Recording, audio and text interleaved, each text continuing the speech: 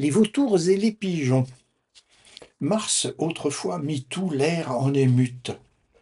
Certains sujets fit naître la dispute chez les oiseaux, non pas ceux que le printemps mène à sa cour et qui, sous la feuillée, par leur exemple et leurs sons éclatants, font que Vénus est en nous réveillée, ni ceux encore que la mère d'amour met à son char, mais le peuple vautour, au bec retors, à la tranchante serre, pour un chien mort, dit-on, se fit la guerre. Il plut du sang. Non, je n'exagère point. Si je voulais compter de point en point tout le détail, je manquerais d'haleine. Maint chef périt, maint héros expira, et sur son roc, Prométhée espéra de voir bientôt une fin à sa peine.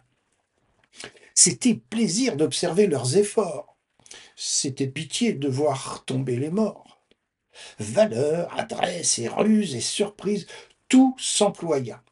Les deux troupes éprises d'ardents courroux n'épargnaient nul moyen de peupler l'air que respirent les ombres.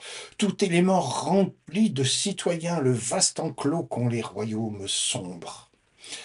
Cette fureur mit la compassion dans les esprits d'une autre nation au col changeant, au cœur tendre et fidèle. Elle employa sa médiation pour accorder une telle querelle. Ambassadeurs par le peuple pigeon furent choisis et si bien travaillèrent que les vautours plus ne se chamaillèrent. Ils firent trêve et la paix s'ensuivit. Hélas, ce fut aux dépens de la race à qui il leur aurait dû rendre grâce.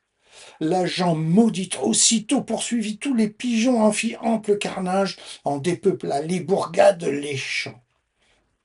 Peu de prudence sur les pauvres gens d'accommoder un peuple si sauvage.